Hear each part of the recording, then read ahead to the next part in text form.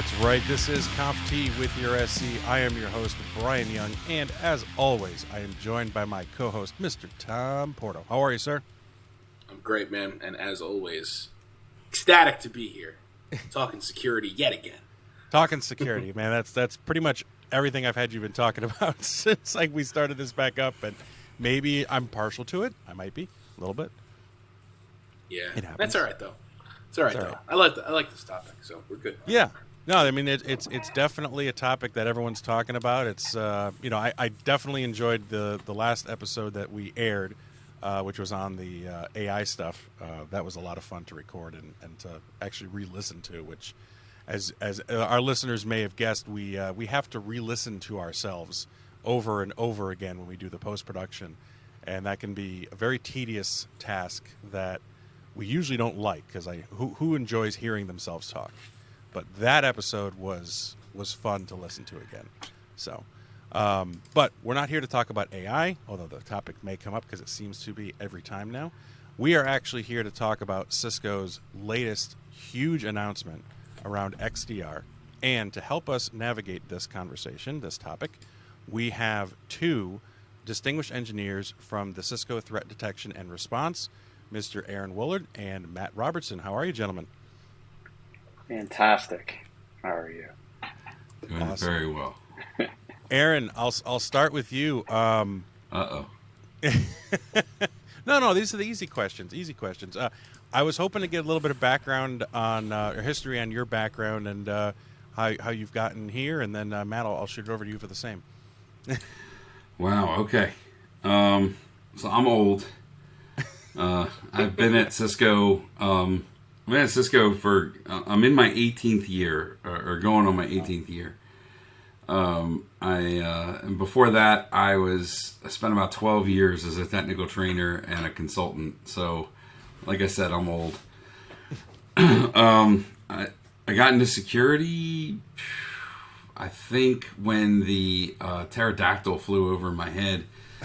But around the same time that I was swapping out token ring to Ethernet at a major car manufacturer, I was also really deploying my first firewalls. And this was the day of Cisco Sentry firewalls and replacing those with Checkpoint firewall on back when it ran on hardened Windows workstations, and then eventually Pix firewalls even replaced that. But man, and then I've just been kind of stuck ever since. So in my almost 18 years here, I guess I had one little baby that came out of it named the Identity Services Engine, or ICE, which seems to have been done pretty well in the world.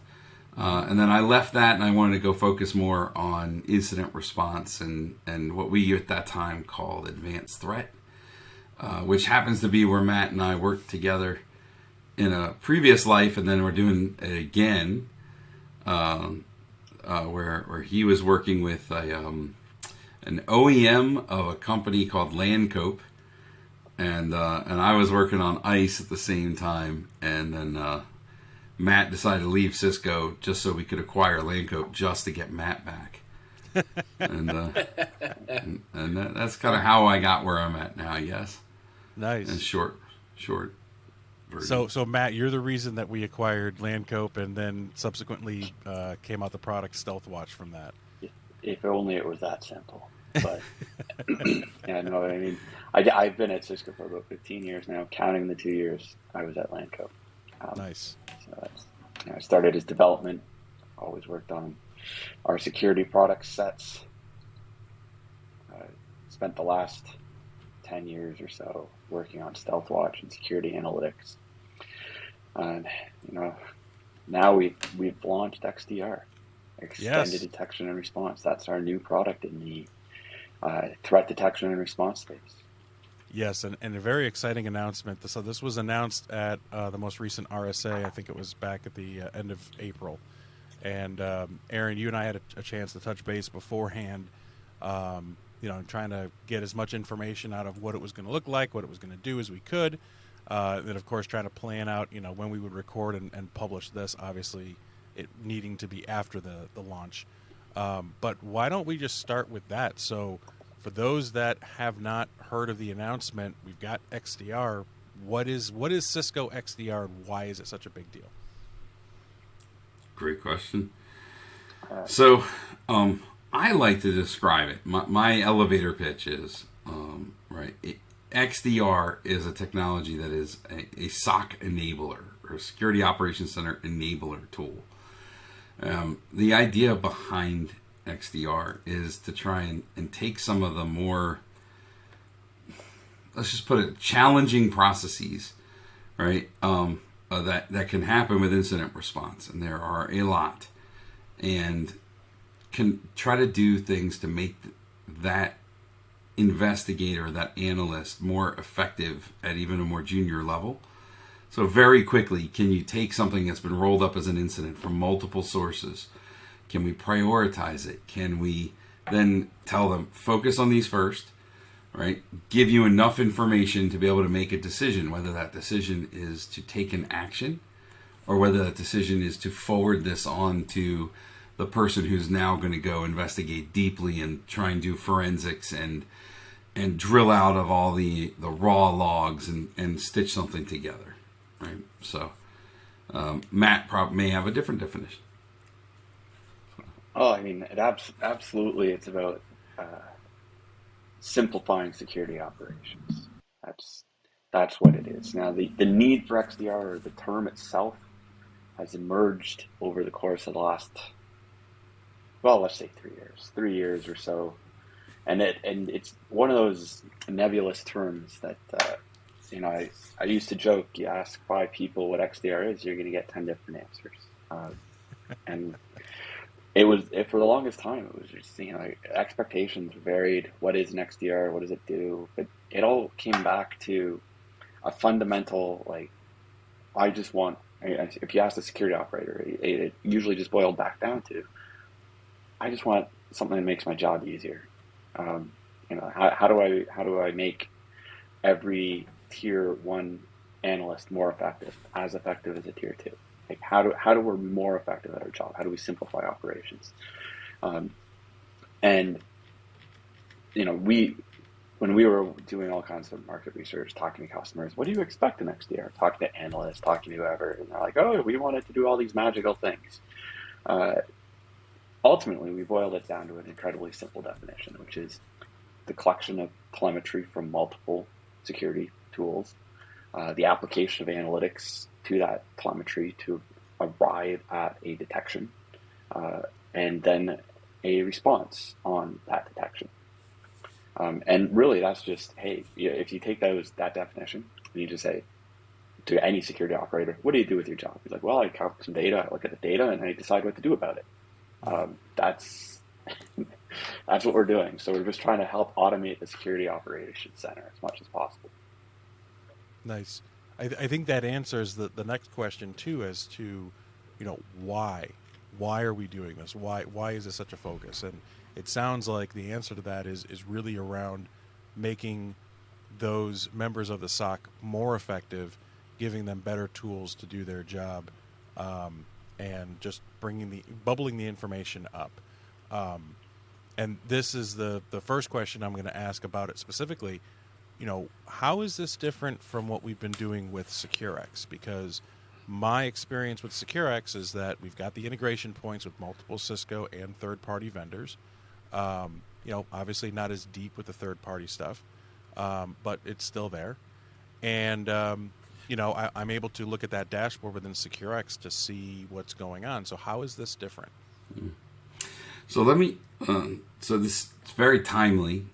So time we're recording this podcast is about a week before Cisco Live, and I've actually got a session at Cisco Live where I'm literally outlining almost exactly what you just asked. So I've got 2 hours on it. So let me summarize that really quickly. When you look at, so you mentioned SecureX, and so when you look at what SecureX was originally defined, or what we really wanted to do with it a few years ago when we came out with it, it was an integrations platform for us. Right. The idea was we do have a SOC focus with SecureX, with thanks to things like what we call Cisco threat. Cisco threat response, and it's too many names, man. AKA We do have a visibility. SOC, yeah, do have a SOC focus with it. We did throw an orchestration tool into it for automation. We combined a lot of things, basically from we had some leadership that came from an incident response background, and they said, "What did we do when we were incident responding?" And let's build tooling around it. And in the same time, we were working to get, Cisco plus Cisco equals something greater than 2, right? So when you're linking these Cisco products together, let's help you, the customer, through navigate through this along with third party intel and so forth, and say, am I vulnerable in this environment? Well, around the same time after we launched that, the Gartner and other industry analysts defined this new thing called XDR. Right, so it is a category, right? Extended detection and response. Only Cisco calls their product XDR. Everyone else is just a category, and it's got a product name, something XDR, or Aaron's XDR, or whatever. We call it Cisco XDR. But they come up with this category, and they say SecureX is a perfect example of an XDR, and we were like, what's XDR? And then we were like, yes, we are.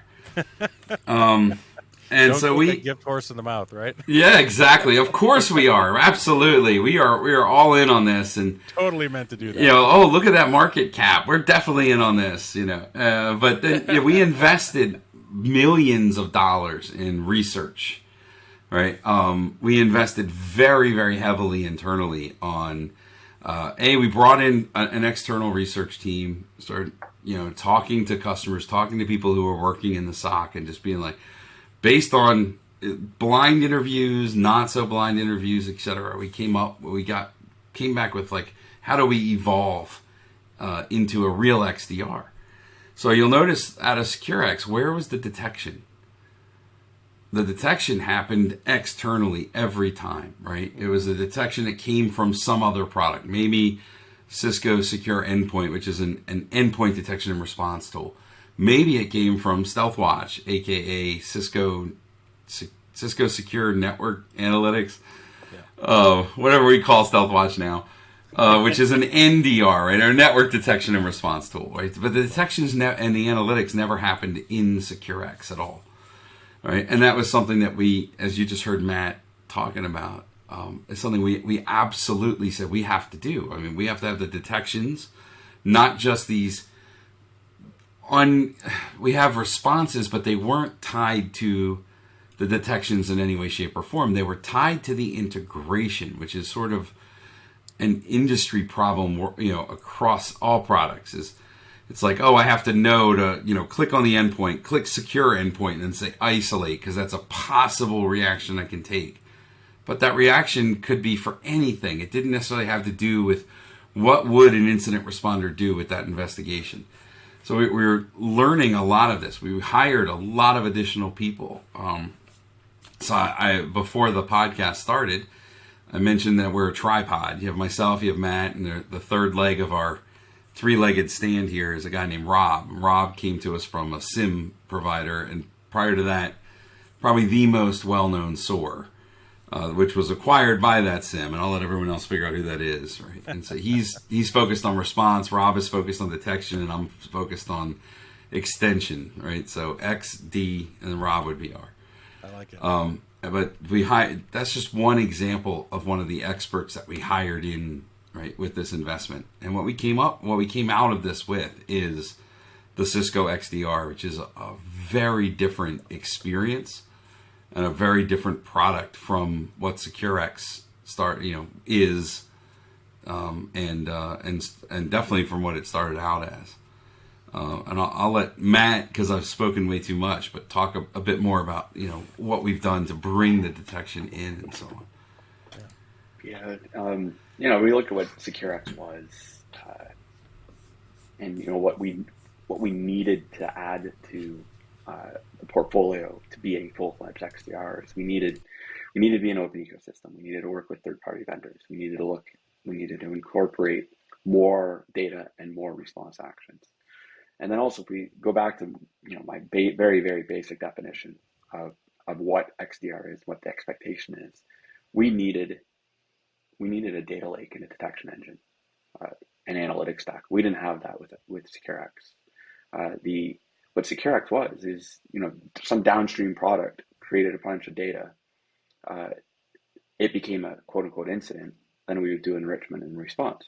Well, we had no detection engine. We had no logic that was there to derive a detection of maliciousness. And then also we needed to have basically a lot more robustness in our response mechanisms, inclusive of third-party integrations as well. SecureX in its beginning was really just a platform for interconnecting Cisco products. Like, sure, we had some other integrations, but it was never an open ecosystem. And that's really where we looked at, like, how can we actually solve some of the challenges of security operations. Is we absolutely needed to be an open ecosystem. No one was going to be a successful XDR if you didn't extend not your own products. You needed to build a SOC platform, and SOCs don't only buy tools from one vendor.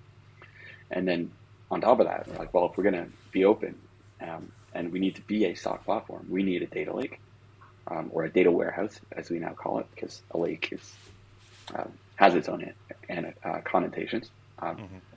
Data warehouse, and we needed an analytics stack, and that's where we really went down. And what XDR is offering is it has a very sophisticated data collection, telemetry collection, storage, and analytics stack to arrive at a new set of detections. And one of the other things that, as we were building XDR, and you're like, what differentiates XDR? What is the most important sets of data available?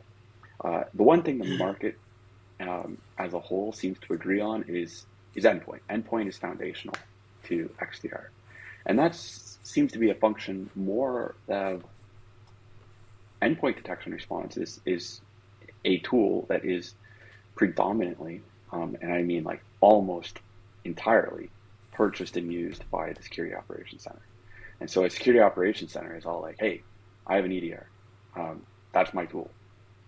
It's rare to see somebody not security operations managing an EDR. It's pretty rare. Can occur, but that's like a 1% situation. The thing that we were finding when we were talking to them, okay, so yeah, obviously EDR is foundational to XDR. We need that because it's part of SOC operations already. But they're like, what is pretty common to an additional set of telemetry for security operations? And that was the network. If we talk to a lot of security operations, despite everything I just said about how EDR is a foundational product or technology they use, it's also incredibly common that they'll be like, hey, my endpoint agents from my EDR are on roughly 30% of the assets in my enterprise network or enterprise environment. There's a lot of additional assets that are out there: phones, cameras, printers, servers. Servers gets really interesting where start talking to customers and they're all like, hey, all my stuff's in the cloud now. All of these bare metal things I used to buy and stand up, yeah, they're on AWS now, or GCP or Azure or something. So that gets us to another component, which is, well, network is foundational. Network and cloud config data is also foundational and very relevant data to the security operations, as all of their assets that used to be data center assets are moving to EC2 instances. You have a different, actually it's the same set of challenges, just a different environment that they're played in. So now it's like, we need that data. And that was kind of our foundational strategy. It's like, well, we actually have a really good footprint and technology stack to collect network data and cloud log data. Let's do that. Let's use that as a foundational aspect of our XDR. We'll merge EDR and NDR together and try to have an option or an offer that will collect data from endpoints, network, cloud, firewall logs, which is arguably network if you talk to certain people, and try to merge all that data together into a detection platform.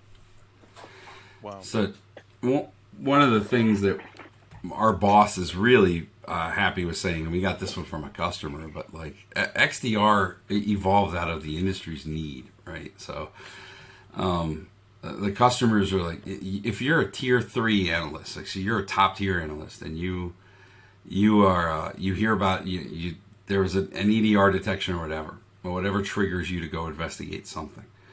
You may go into your SIEM and pull out raw logs. You may write really detailed playbook queries that go into the querying into that giant database of raw data and pull back pieces that you think are right, and correlate that with your own knowledge and so forth. But every single incident can't go to that person that is so familiar with that tool and writing those queries and pulling this back in.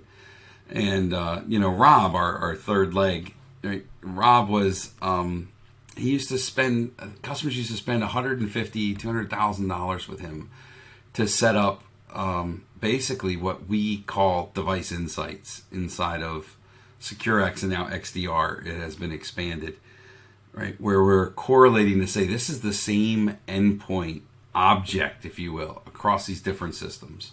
Right. To be able for them to be able to pull that together, to be able to correlate and then stitch together lateral movement during an incident and things of that nature. It was very expensive, and it's just part of what is being done for the analyst or the incident investigator in XDR now, right? So it's just that the industry felt like they'd been failed by their investments to date.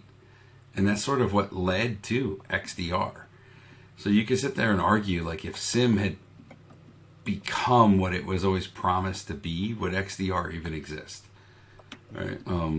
But XDR is everywhere you look. When you were at RSA a couple weeks ago, since you mentioned it already, like everyone had XDR on their billboard somehow and their signage somehow, right? Everyone was an XDR, and everyone, of course, had AI, and I'm sure they all used blockchain and with machine learning and in the cloud. Yeah. In the cloud, obviously.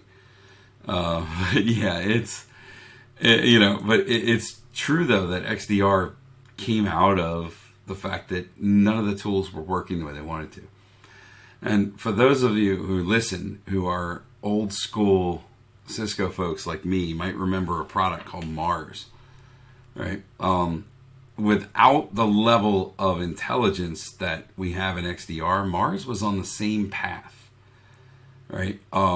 It was just way ahead of its time and stuck in an appliance form factor and lots of other issues. But we can go into all the reasons why Mars failed and why it didn't, but some of it was just that it was ahead of its time. It had similar concept of take in events from whatever you built a custom parser for. A friend of mine named Craig Hypes used to build parsers left and right and put them out on the community. But you'd build the parser so you knew what data was what, and you would stitch it together, and you would say this is a single incident.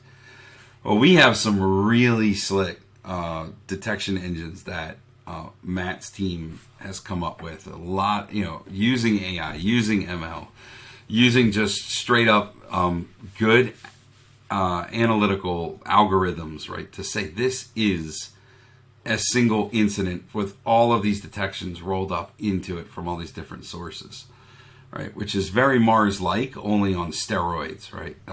So it's fun to be back in that space again, and to see such similar things where we can leverage our experiences from the past, but also look at all the capabilities we have now with the modern stacks.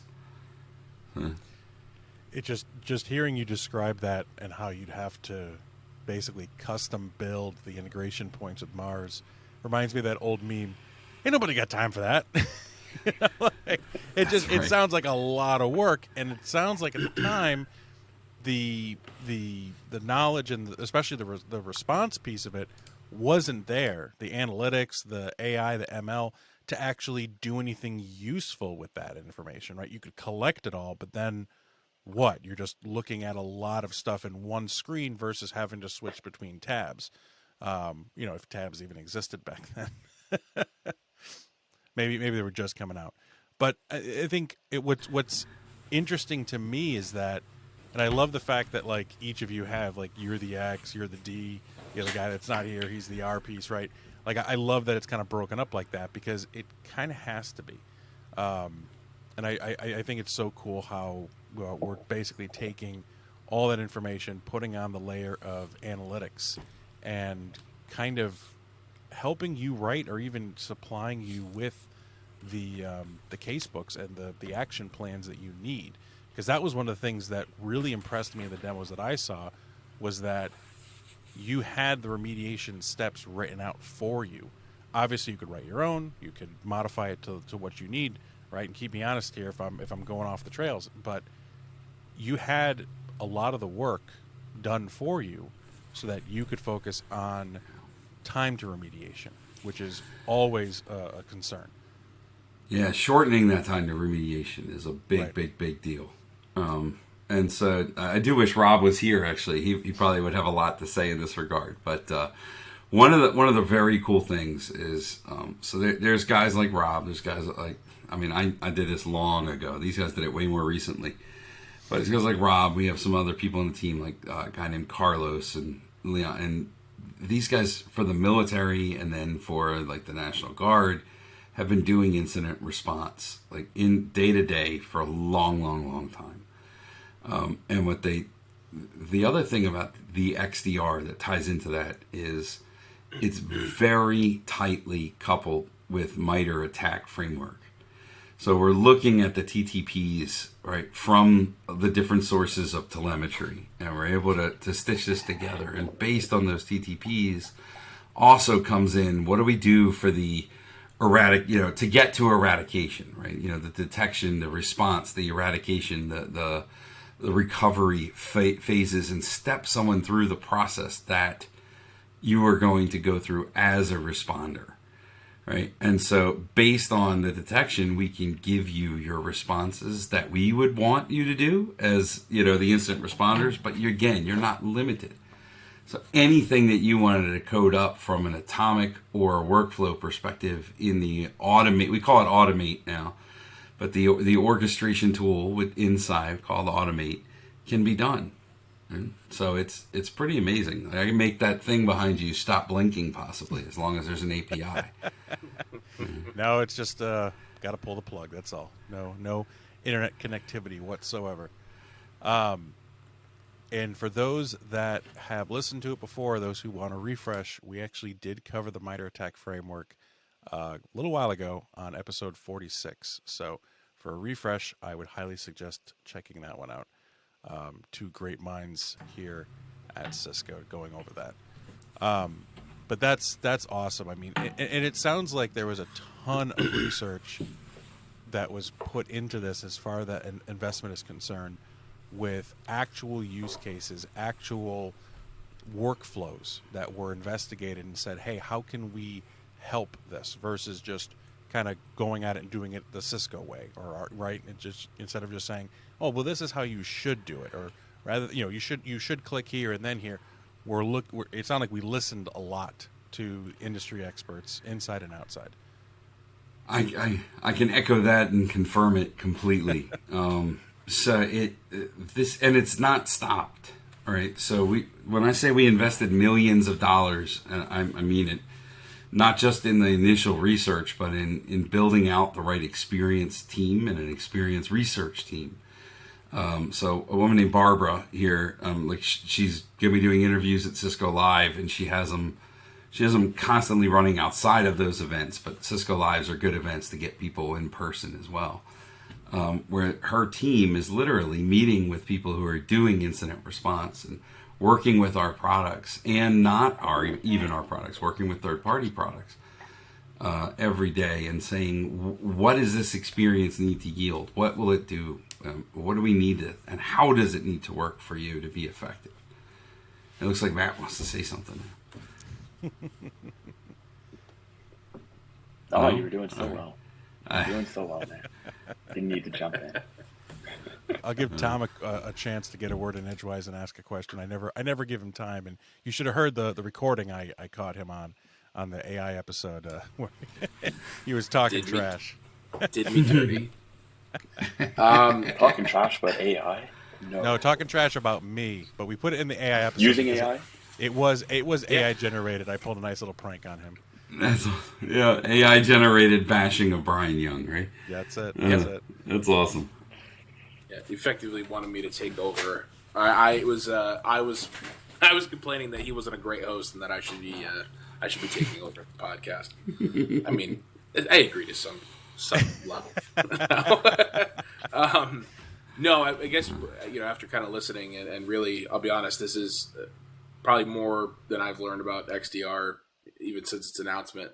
And what it really sounds like, and I hear this a lot from the customers, is you said it was definitely born out of a need, right? An industry need. And really, to me, it sounds like that need was, we've got so much tech sprawl when it comes to all these different tools that have popped up from different attack vectors that have shown up over the years, right?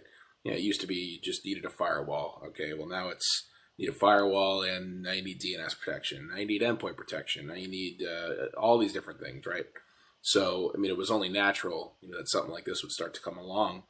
And I mean, I think it's going to be great because, like I said, I've customers constantly complain about, I've got 15 different portals I got to manage.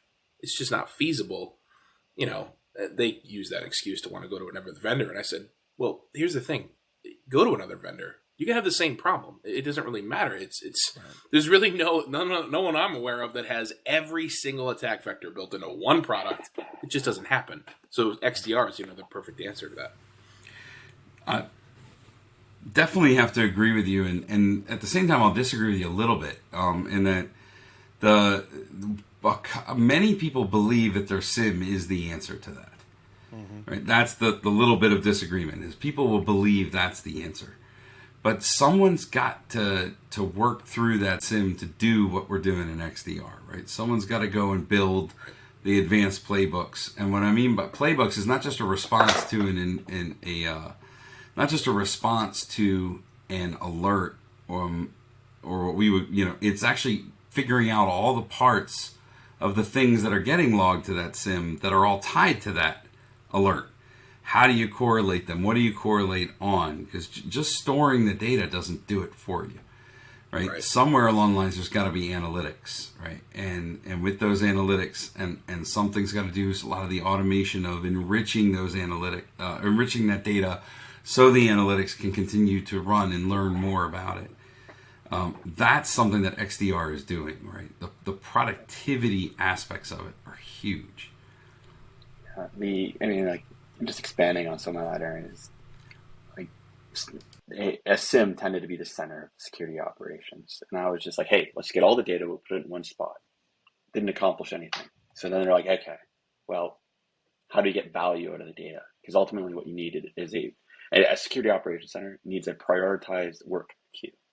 And then once you pick an item off the top of the queue, you're like, this is high priority, let's work on it. You need access to the data. How important is it to my organization? What does it mean? And then every sophisticated operations center will have a playbook. If you get this piece of data or this incident, here's this set of things you validate, and then here's your response based on what you discovered during your investigation. And then that step, that data, analytics, response, right? People have solved it by hiring people, building processes, etc.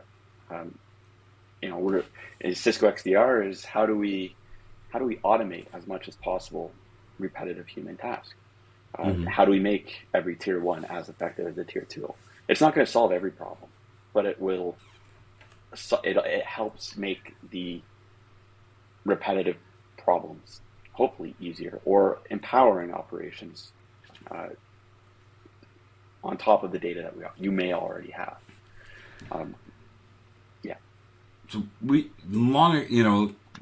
not that long ago, fairly recently in the scheme of Cisco, we acquired a little company called Kenna Security, right? So Kenna, what Kenna did and does to this day, better than anyone else, many would say, is management of vulnerabilities that have been discovered by other tools. Right. So let's say you've got an open source Nessus scanner, or you've got some other vulnerability scanner that a customer has paid for, et cetera. one of the problems they have is that which one of the, we're never going to get all these vulns patched. We're never going to get everything fixed. Which ones are the most important to my organization? How do I do those first? That's kind of what Kenna taught or does with its extensive, algorithms and, AI, machine learning, whatever you want to call the ultimately it's all math, right? And they said, focus on these first based on this. Here's our score. Here's the risk. Here's so on. Now, the data scientists... Which is cool. Say again? And it gamifies it for the yes. operator too, which is all the better. Yes, absolutely. So the same data science folks, right? They're actually running the data science shop here at least in TD&R in threat detection and response. And so the same guys, data scientists and the chief data scientist and so forth worked on the XDR. And they came up with a similar patented algorithm model of prioritization of incidents, right? So to be able to make, again, one of the reasons why this tool is making the SOC more effective is it's saying focus on these incidents first versus prior to Cisco XDR and this capability, you ultimately had just this giant inbox of incidents and alerts that have all come in. Which ones are the ones that are most important? How do I determine those? We're doing that for you with these incidents, right? We're saying, based on the MITRE TTPs and the impact those TTPs have had in the industry, running that science into an algorithm along with things like asset value and other pieces, we're able to state, focus on these incidents first. So not based on the MITRE TTP of one of the detections, right? Not based on the asset value of just one of those detections, but based on the whole incident and all the TTPs involved in that incident that's been rolled up and correlated, right? It is incredibly valuable to have that in the SOC, right? And to be able to say, in my security operations, I'm going to focus on these incidents first, get them out of the way, and then I can go look at some of the less important incidents. I don't want to say less important, but the less risky ones according to this algorithm. Right. You need the context, but you also need that correlation of the information to be able to make the most efficient use out of it. Because as Tom was saying before, our customers are getting inundated with alerts and concerns within the industry, right, that they have to worry about. And if you just have a single place where all the alerts come in, like a SIEM, right, it's not reducing it down. There might be some built-in correlation or some linkages depending on which vendor you're looking at, right? But ultimately, it's just bringing it to one screen, that single pane of glass kind of look and feel, right? Where you ultimately still have to really draw the lines between those incidents yourself, and then from there create, and many times create or maybe go through the existing playbook of remediation, right? Yes. And this is where the R piece comes in, where you have the existing playbooks, tells you what to do. You can obviously create your own, but there's also some automation pieces in there that help you kind of continue to monitor and remediate your network 24/7 when hopefully you only work 40 hours a week, or try to stay close to that. You're not not just at home all day long clicking on remediate. This industry we're in has single-handedly changed the average number of hours worked from 40 to I think it's 52. I have to look at the statistics again, but that's mostly happened because of software developers and IT, right? But to go back to your point, though, I mean, to see the example of it, we have, I guess, technically, in SecureX, there is an incident manager. There's a totally new incident manager in XDR, right? That is not a piece that was brought forward because we need that ability to prioritize those incidents and not just give you just a giant queue where, I mean, Matt, we had one customer who had, I want to say 1,000 or 2,000 hundreds plus of thousands. of incidents in their incident queue. It's like, well, which ones do I work on? Yeah, it's. What's And are the any point, of these then? the same, right? Yeah. How do I There's no- correlate some of these down, or et cetera? And that's again kind of like one of the reasons why we had this evolution to an XDR. Yeah. No, that's funny because it reminds me of my inbox every once in a while. Where I'm like, oh God, I've got 480 new messages that I have not read, and yet I feel overwhelmed, but like I'm not missing anything at the same time. Yes. They really Yeah, need me. They would have that's- called me. As You long as know, you keep it under that 500 number, Yeah. it's not too bad. mine's See more that like under 500, the anxiety 5,000. goes up. If I were to look at my inbox right now, you guys would run screaming. Well, My- you had the perfect away message. Your out of office was. We were talking about that on the last prep call. It was something along the lines of, "Yeah, I'm not here. I'm enjoying that magical place that you only hear about. That we don't know if it exists or not. Called vacation. And if I don't get back to you." It's because I probably got about 4,000 unread messages during my time, so I probably won't reply back to you. Don't take it personally. If you need me, just email me when I get back. That's not a bad summary. You got a few words wrong in there, but that works out well. You got the gist of it. It was done a lot better than that. I mean, it was magical the way it I was spent written. years crafting that message. though, Yes, so. yes, it was I great. mean, I let's was be just like, fair. It wasn't an overnight thing. this was Yeah. epic. I love it. I tell you, I'll be it is declaring interesting. email bankruptcy when I return. That's what it was. Yes, email Yeah. bankruptcy. Because It's interesting comparing email though to like the instant response is like if you treat your inbox as a flat structure, meaning everything is equal, every email is the same, and so you end up with tens of thousands of unread messages. And that's like if an instant responder is treating their queue in the exact same way, every piece of data that comes into it is equal, you end up with too much data. And that was part of our logic is, everybody that manages an email inbox tends to create filters. This goes there, that goes there. This is important. This is not important. Whatever your logic is. Yeah. We Matt's have the got a same rule that idea. says if a message comes from Aaron, it goes right to the recycle bin. There are several know. straight to the inbox or straight to the trash. Permanently delete. Yes, You know. I'm sure. It's so easy to swipe an email like, oh, this guy, that's gone. Delete key is so conveniently located. There's no shortage of those. Yep. Swipe one way for archive, swipe the other for delete, and just. That's right. That's awesome. But I think I think this demonstrates the problem, right? And even in our EDR product, right? Secure Endpoint. One of the updates that was released must have been probably 4 or 5 years ago now. With the dashboard, you had that inbox tab, right? Because it was the same idea. Like, hey, here's your events, right? Here's all your events to take a look at, right? And if you're not putting in, if you're just relying on the end user or the SOC to be the one to create all those filters, to filter it themselves, it's not going to happen most likely. It's going to take a sophisticated organization with a very seasoned and mature SOC with all the different pieces in order, right, to be able to do that.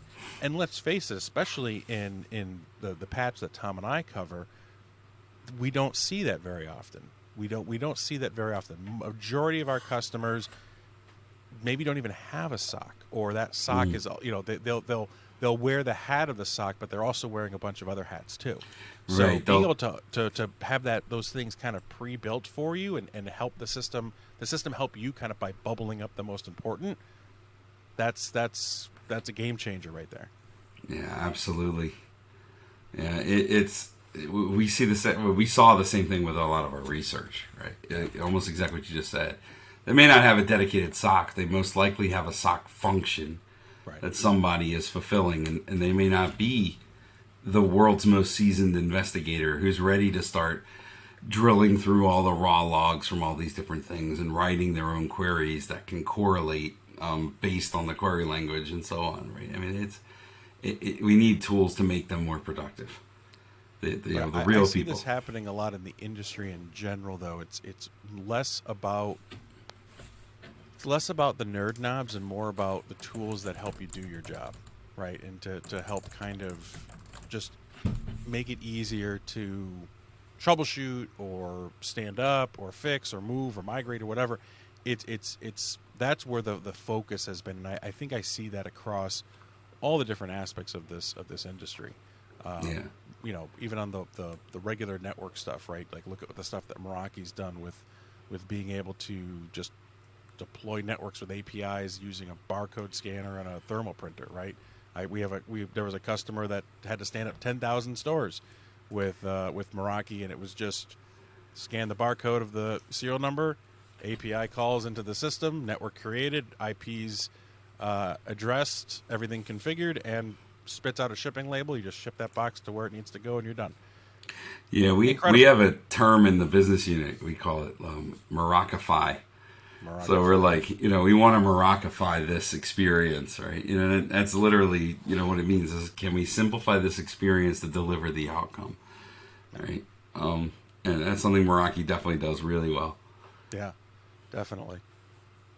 And I know we keep mentioning SIEM, and this might be a tough question to ask, but is XDR a SIEM? Does it fall into that category? No, it's not. So why not? What makes it not a SIEM? Got a couple of. I'll throw a couple at you, and we'll see if Matt wants to add a few more. So typically, a SIEM is going to store logs, raw telemetry, raw logs from just about anything that you want to send it. Right. So I send it to that SIEM, and then I go through and I parse out based on let's say the message came in a syslog format. I'm going to parse out what each field in the syslog was. And then somewhere along those lines, I then have to go and query that back. And it's meant, and SIEMs have a great place, don't get me wrong. Like one of the things we're not going to do in a cloud, most likely, is be your long-term storage of all these raw events in case you have to go to court in 5-7 years. And, you need to pull these back out to prove what did or did not happen. Right. That's not what an XDR is. An XDR is trying to cover the space where the SIEM is failing the customer, which is in specific and specific. How do I put this? Specific sources that add value to the investigation. So anything may be able to decorate, and that's a term I stole from Matt Robertson, but may be able to decorate an investigation, right? To throw more information into the investigative timeline as I'm going through there. But was there any real value to it? So we curate the sources, and we're way more specific about which sources we want to take. And you're going to see SIEM vendors go down that same path because they're realizing just because they're storing logs doesn't mean those logs have value, and there's a lot of money that those are costing. So I have worked with one customer who's got a $20 million per year bill for their SIEM. Wow. That's how much they're ingesting. Yeah, go ahead, Matt. Yeah, it just goes back to some of what I was saying earlier about making operation or security operations more efficient. Like with SIEMs basically are like, hey, we'll get all the data in one place. The onus was on the end user to extract value out of that data. Now, some SIEMs extract value in different ways, but generally speaking, the security operations center had to build playbooks. They had to build and staff up their people and their skill set in order to extract value. The SIEMs were not the value extractors. With XDR, the expectation is you're going to do more than that, just getting data. The expectation is you're going to provide a prioritized list or prioritized queue of incidents.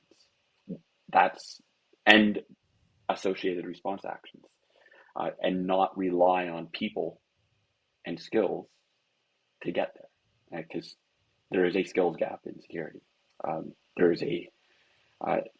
In order to staff a large security operations center, you need to spend a lot of money on people and talent and education. I'm not saying that's what XDR solves for, but again, back to make every tier 1 as effective as tier 2. This is about making operations more efficient. Nice. No, I think that's that hits the nail on the head.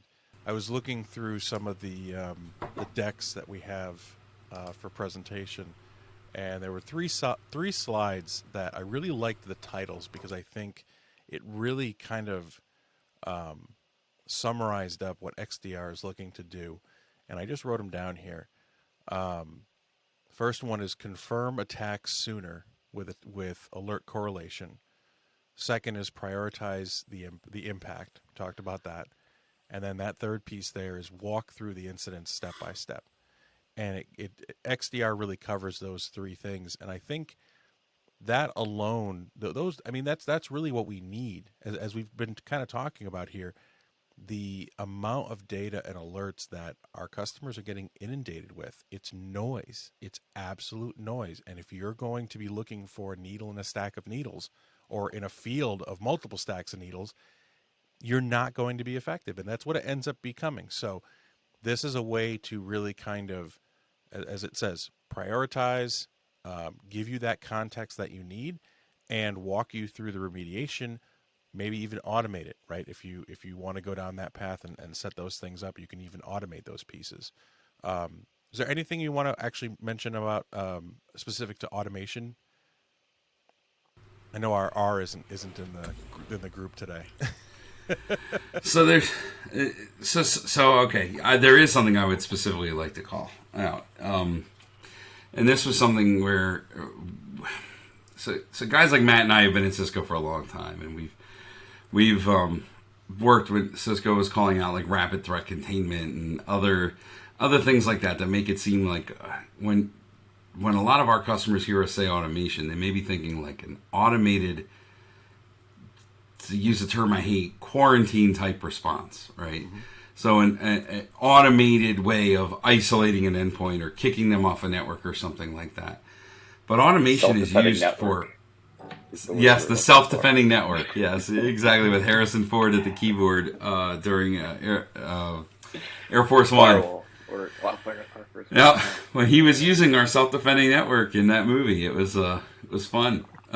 Anyway, the going back to that though, automation also means like automating more of the enrichment process to get more information.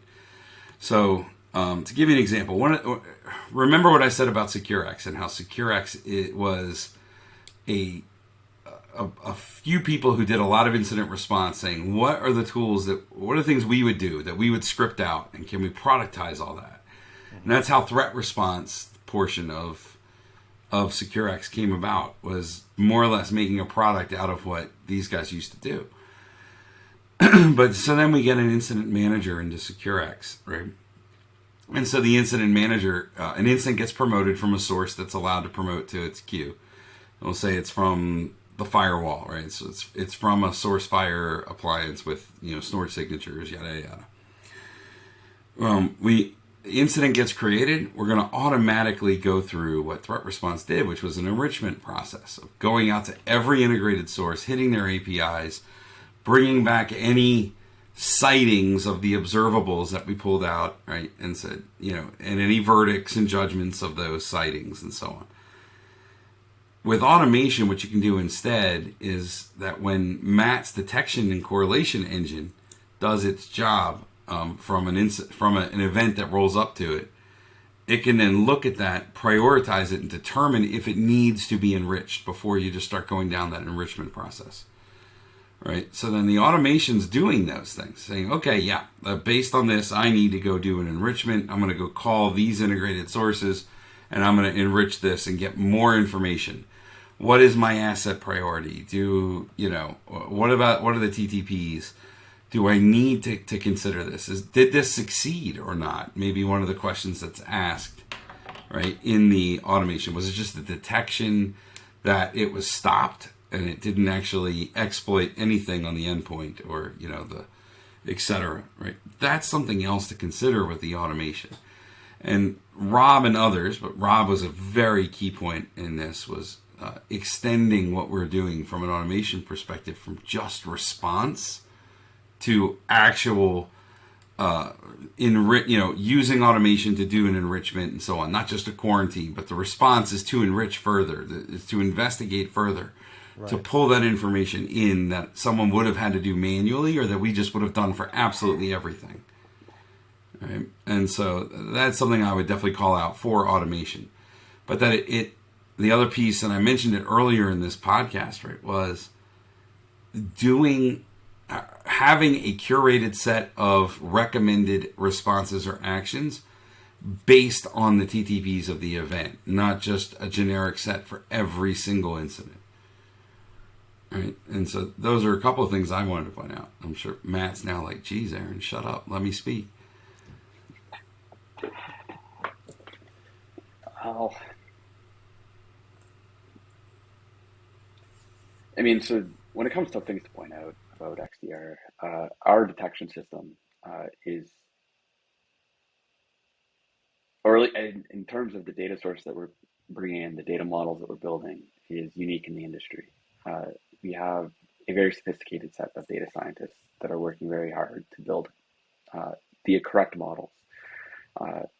Our network-centric detections are, as far as I'm concerned, market-leading and unique. We have really focused heavily on network-centric detection and response. You know, we are Cisco. We know the network well. We get data from that network. We're really, let's lead with that. We kind of know what we're doing in the network space. A little. We know a thing or two, right? I mean, I've been in network detection for a very, very long time, and that is core to our XDR strategy. I think is fantastic. And the next thing is, just building on what Aaron was saying about MITRE and attack mapping. MITRE is the new language that security operators are using to describe what a detection is. We've been in the detection business for years. Detection is just like, oh, we've seen a thing, and I've done this with network detections forever. Generate detection, suspect long flow. What does suspect long flow mean, right? Like, what does that mean to my organization?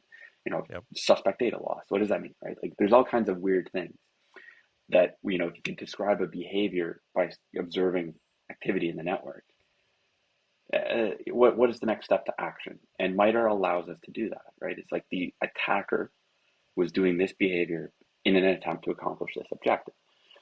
It's like now we can put a TTP against long flow, right? It could have been a crypto miner, which is somebody monetizing an asset. It could be a command and control channel. Like, these types of things, now that you can describe exactly what you're seeing in the form of a TTP, gives the defender an option to better prioritize the detection in the context of the business. And prioritization is what they always needed in the first place. Because back to what I said, here's, just because we throw data into a SIEM, the operator needs to extract value out of it. What do I respond to first, and what do I do about it?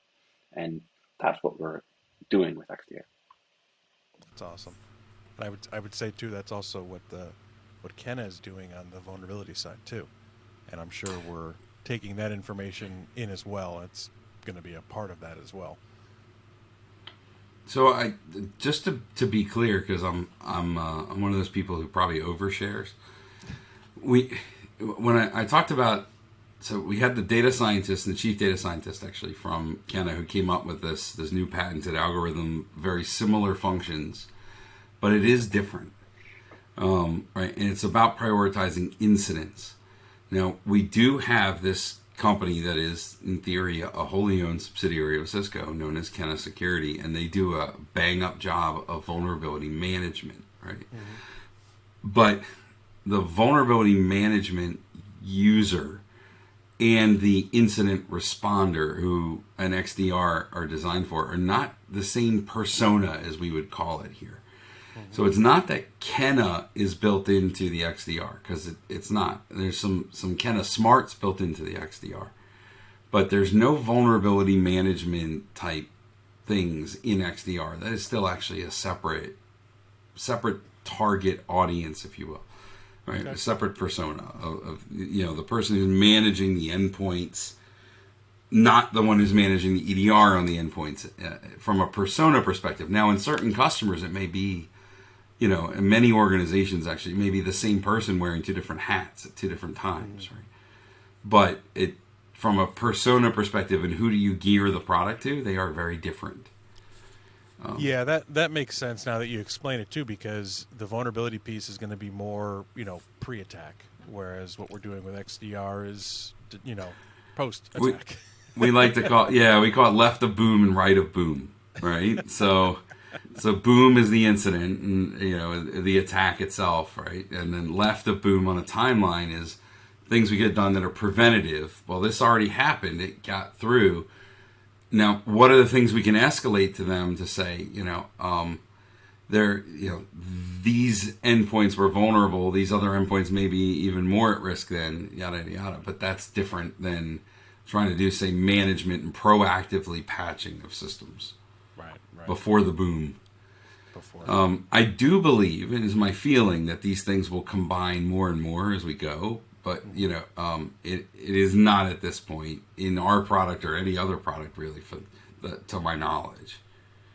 Right? There's still very different people doing it. Yeah. Tom, any other questions as we start to wrap this one up here? Yeah, this one, I don't know if you can answer this or not, but so I know Cisco XDR was built on the idea, right, that we'd be able to add third parties in.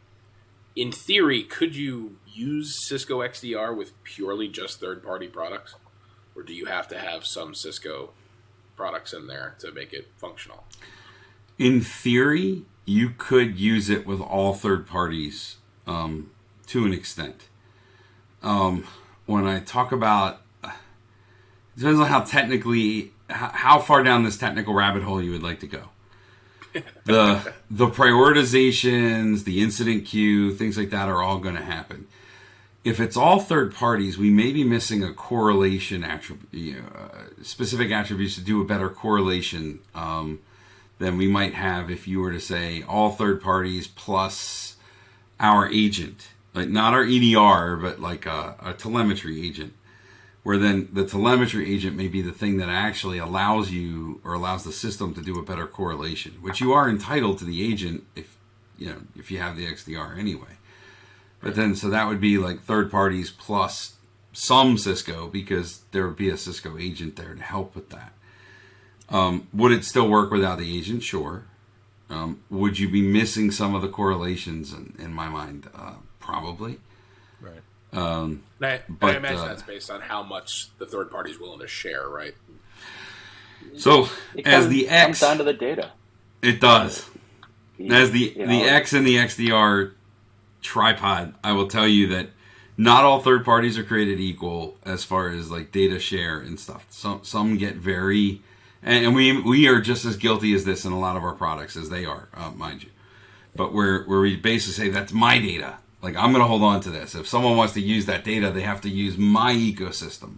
Yep. And where Cisco's trying to get away from that approach, there are still plenty out there that are like that. And we found that it's much easier to integrate with some third parties than others, and to the disappointment of some of our customers. But we'd rather tell them, hey, I can work very well with third party number 3. And, but you're trying to get me to work with number 9 over there. And, I can't give you the same outcomes with that one. And it's not because I don't want to. It's just maybe if you can influence their product team to start sharing better data, that type of thing. Play nicer in the sandbox. Right. Exactly. It's one of those tricky things, It's like not every outcome is created, or, the outcome might seem flat, but the outcome on every individual product is going to be different. It comes down to the data available and the response services that we can hit with at different APIs. And not every product in the world is the same. And so, yes, you can absolutely deploy Cisco XDR without integrating a single Cisco thing. That is possible. So, one example might be your outcomes. What was the outcome you expected when you deployed it? That's a different story, right? If the data's not there, if the response piece isn't there, there's only so much we can do. I'll give you a real world example, but I won't mention products. I'll just I'll tell you it is an EDR vendor, and you can get the outcome of you can get one of their alerts, but you can't get the telemetry that created that alert. And there's a lot that's missing from the alert that you get to be able to now say, let me do some cross correlations and analytics with it. So I want to be able to tie it to the traffic I saw on the network to start showing lateral movement, or when did this connection get made, or can I show that this started off in an email and then, Bryan decided to double click on the Christmas card XE and that actually installed the Trojan that then is remote desktoping into the servers and messing with Active Directory and so on. Those types of things, you can't correlate at all. You can only correlate that there was a bad executable that fired on this day, maybe not even pull it down to the right endpoint from the rest of the systems. Whereas other third parties, and you'll see the ones we're coming to market with as we launch, right? If it's okay, you can edit this out if I'm not supposed to say it, but like one of the ones we're announced, we've integrated with CrowdStrike, we've integrated with SentinelOne, we've integrated with Microsoft Defender, ATP, which these are all EDR systems, endpoint detection and response, right? And they compete directly with Cisco's own EDR, which used to be called AMP, now it's called Secure Endpoint. But they're able to at least give us the information, or give any XDR or SIEM a level of information that allows them to work with that data without necessarily having to be tied into their own and only ecosystem. Right. This has been awesome. I second what Tom said earlier about learning more about XDR, Cisco XDR, in our conversations with you gentlemen today than previous, with the different events and internal calls and stuff like that. So really appreciate you guys taking the time, and hopefully our listeners have learned a lot as well. With such a recent announcement, I'm sure there's still a lot that hasn't fully bubbled out to the sales teams and everything else, right? That our customers have the direct contact with. But here you get to, we've gotten to hear it straight from the horse's mouth of the two of the three legs of XDR, and I think both Aaron and Matt kind of filled in for Robert's R portion. So I think we got some really good coverage here. As we always say, if you have some questions, reach out to your account teams. Understand that we're still learning; it's still kind of developing a little bit as we go. It sounds like there's going to be some. This is being recorded prior to Cisco Live US, but the podcast will be out the week after. So hopefully you've gotten a chance to attend Cisco Live and hear Aaron speak, maybe shake his hand. Or Matt speak. Matt speaking too. Great. Awesome. Oh, yeah. So hopefully you get a chance to meet them both. Will Robert be there too, or are you guys going to have the trio there? Or He'll be there. Awesome. Yeah. Awesome. So hopefully you get a chance to meet with one of the three of them, or all three, and been able to pick their brains a little bit more. But as we wrap things up, I'll give you guys a chance to kind of get in some final thoughts. Aaron, I'll start with you, and Matt will give you the final word. I think Tom needs to not speak so much next time. I don't let him. That's the problem. I'm the same way. Look at Matt. He's just like, yeah, try working with Aaron sometime. He never shuts up. But my only final thoughts are, I guess, when it comes to XDR, when it comes to working in a SOC, right? Give Cisco XDR a look. Right? Have fun with it. I think you'll be really impressed at what's happening in that space, what we're doing in that space, and where we go with it in the future as well. It is something Cisco has bought into, like whole hog, which may not translate to many of your listeners, but in the South where I live, it makes a lot of sense. But we've really gone down that path and invested tremendously and continue to invest tremendously in this. And this is just the first release, and it's a great first release. Yeah, definitely. Matt, you get the final word, so you can just basically treat everything Aaron says. No, I mean, I'll second what he said. Cisco XDR is a great new product. It's really exciting. Take a look at it. Our goal is to make security operations more efficient with it. One thing that I will mention, because we did not talk about it at all, is email. Email remains the number one threat vector. Yep. with we have a pretty strong integration and more in the pipe for email threat defense and analytical capabilities and integration to XDR. And when you bring that, we talked about endpoint detection response, we talked about network detection response, we talked about cloud detection response. Bring in email threat detection. We have a coverage across the spectrum that is, we believe, to be unparalleled in the industry. It's awesome. Now, this was completely unscripted. And Tom, I don't know if you're getting the correlation here that I am. You are. Okay. Yeah. So our next episode is on ETD, specifically email threat defense. We are covering that next. So this is just, and you had no idea, but that's no, awesome. we don't. Nope. So that's a great segue into our next episode 54, which will be specifically on email threat defense. And I don't know if we'll be able to make any ties during that episode on the XDR integration, but I imagine there will be some. But I'm glad you bring that up, because we talk about it all the time, email still being the number one attack vector. And email did come up. We talked about how many unread messages we all had. So it did come up, but probably not in the context you were thinking.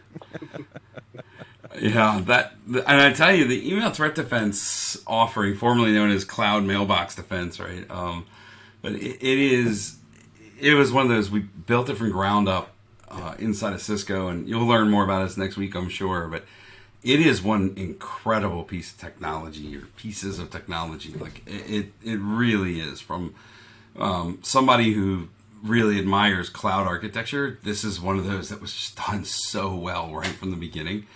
And some of the founders of that are just guys that have been working cloud since cloud wasn't even a thing, right? And they were like, "We are going to build this. We're going to build it right," and they really did. It's a very impressive thing to look at. It really is. It really is. We're looking forward to it.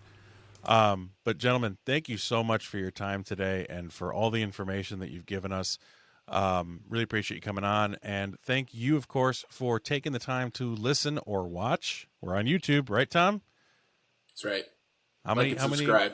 Yeah, like and subscribe. We're trying to get that subscribe count back up. It was up to 71, and we lost one. So whoever you were, what are we doing wrong? Me. Sorry about that.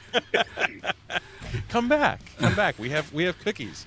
Yes. So continue to watch, like, subscribe, comment. We do get all the comments. We read all those.